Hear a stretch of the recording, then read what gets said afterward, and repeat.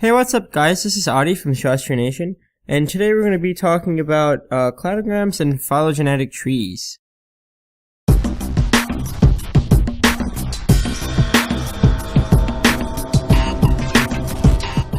So now that you're back from the intro, let's go ahead and get started. So, cladograms and phylogenetic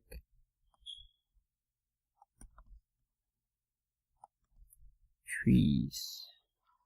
So, yeah, this video will probably be really short, just because there's not a lot of things to cover in this video, and a lot of the things that build up these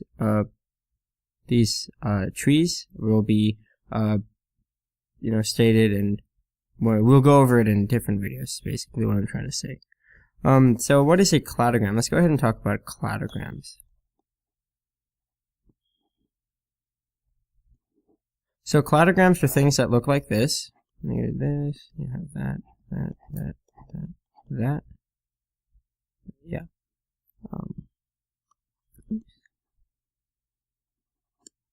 But yeah, you get the point. It goes like that.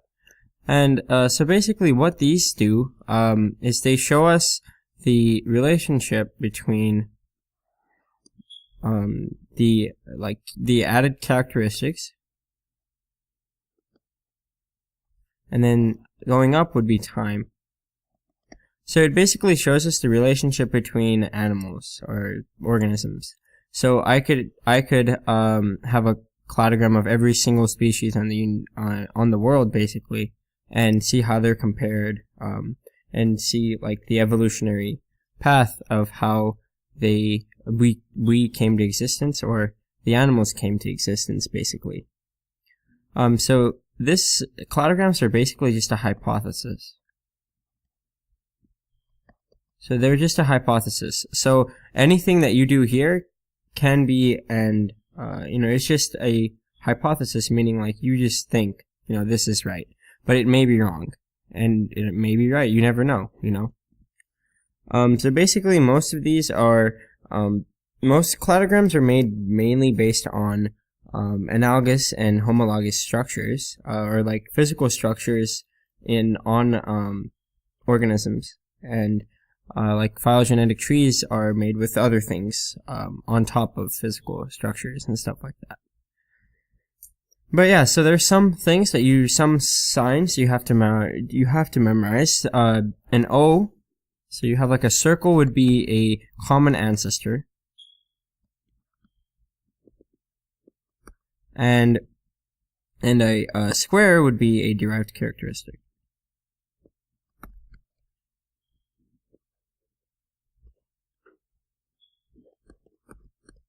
So, common ancestor meaning like, the common ancestor of everything in the world would be something, and we all relate to that in some way. Derived characteristic is something that is passed on. So, for example, let's say that we had like, arms and legs, come right here, and and let's say this is humans, we would have arms and legs. Now, these animals wouldn't have arms and legs. Now if we had like fins or gills or something like that here, then all of these would have gills, but obviously that wouldn't work because we don't have gills. Yeah. So that's basically what a cladogram is. It's really just a comparison. It's just a hypothesis of how things are related, with one another, basically. And then, let's talk about phylogenetic trees.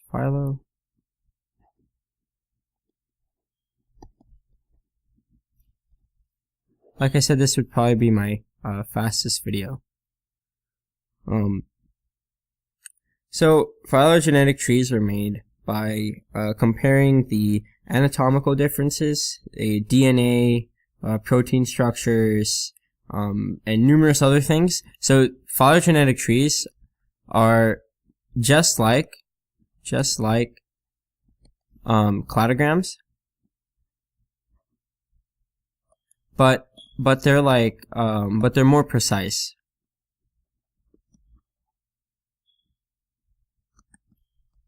they're more precise because you use DNA and other things like that, which are way more precise than using anatomical structures, because there can be things such as analogous and homologous structures. And so if you in biology class, if you're given a bunch of organisms, you could compare them by you could make a cladogram or phylogenetic tree by like separating them into groups based on traits that these organisms have, and then you could put them into order on because it's a hypothesis. You can put them in any order you want, and it'd still be right because it's a hypothesis. If you were given more information, yeah, you could figure out what the correct order is. So for example, you could have gills evolve first, and then somewhere along the line, gills are lost. Somewhere along the line, gills may be lost, and us humans come out as things that exist now. And that could definitely be possible because you can't lose characteristics. You don't only have to gain characteristics. Okay, so let's talk about like the structure of a phylogenetic tree.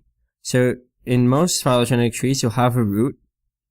So roots will be like this, or you might have something like this.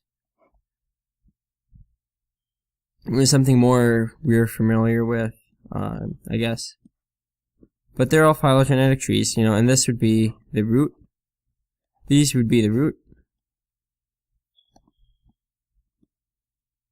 So root is basically the thing that all the other branches originate from. So the root is usually like connected to a certain type of organism, or the common ancestor of all the organisms you're trying to compare, basically. And so let's say we did this, we had our common ancestor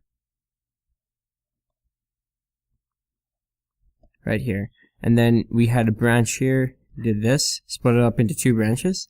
This would be called the branch point.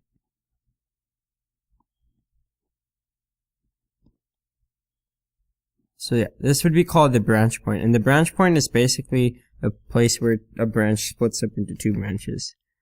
And then just keep in mind also that trees don't have to be rooted. So you could have things like this going on, and you could have things like this going on, and this, where it's like difficult to tell what the branch is, what the root is actually.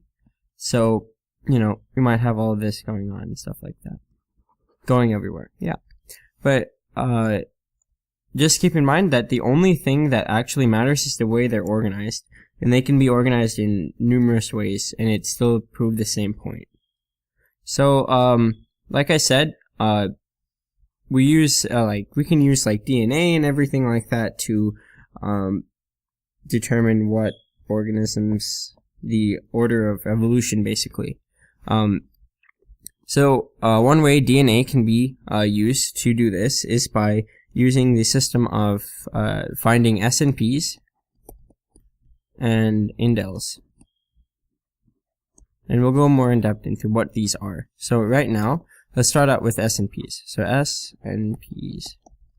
So SNPs are basically like things that it's just a one base pair. So if we had like A, G, T, C, G in our DNA sequence, well, the part of the DNA sequence we're looking at, if we change this G to, let's say, an A, that would be an SNP. And so scientists can figure this out by aligning these, DNA from different organisms and seeing how far they are different from one another to figure out, which one came after the other, and trying to figure out what order things have evolved. And then, so now let's talk about indels. So indels. Indels are just, indel just means, it's just a shorter form of saying insertion and deletion. So basically, if we had like in our previous example, if we had A, T, C, G, and we had an indel, and this one was deleted, you would not have this one, and the final one would be A, T, C, G. Now, this is really called a frame shift mutation, and we'll go into more of that when we talk about mutations. But this can be really deadly if something like this happened, because it could completely mess up the protein. But yeah, scientists can look at this by, and figure out what organisms came first, what organisms came last, depending on how close their DNA is. And then insertions would be the opposite of this. So if we had AGTCG, you would and we inserted one right here. If we inserted one right there, you would have let me write in the same color so you can see. So you'd have I don't know, C, and then you'll have like G, T, C, G. So everything from here on is shifted to the right.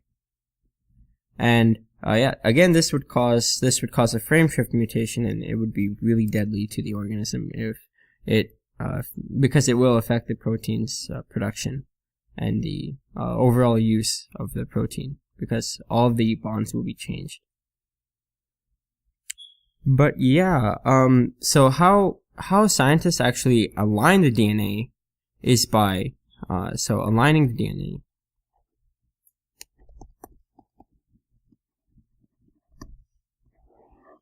So aligning the DNA, the scientists just look at similar pieces of DNA by looking at how many base pairs are the same, because they can do this because a lot of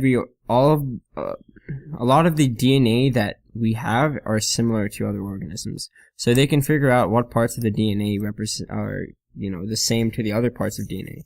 So if they look at the DNA, the part of the DNA or the gene that contains the addition of thumbs or something like that, they would find out where where in other organisms this part of the DNA is, and then compare those to find out how many changes there are in SNPs and Indels or other mutations and other things like that, to figure out how these things work. Yeah, so they will let's say we had one from a fish and a human, and we're trying to compare it. So we'll have like A, G, C, G, C, A, and then this would be like G, C, C, G, A, and then C or something like that, and then we might have like an extra one here inserted, and like one deleted here in the middle, and we would leave those blank to completely see how big the gene, because all the genes are the same size, and you can figure out where these deletions and stuff will happen. So yeah, like now we can figure out like, oh, there's 2 changes, 2, 3, 4 changes here, and so these 2 organisms are pretty different, and you can take that information you have from the DNA and use it to make phylogenetic trees and other things like that. But yeah, so this is about it. Like I said, this is going to be a pretty short video because there's not really much to cover in these. It's just if you didn't learn anything else, just keep in mind that this is a root, branch point, this is this stuff, that this is a hypothesis, the overall structure of a cladogram, and SNPs and Indels, and how we align DNA. That's about all you need to know out of all of this. But that's about all I covered, so I guess that's good. Anyways, I hope that helped. Be sure to check out my other videos and hit the subscribe button, because that would be really cool. And yeah, I guess I'll see you guys on the next one.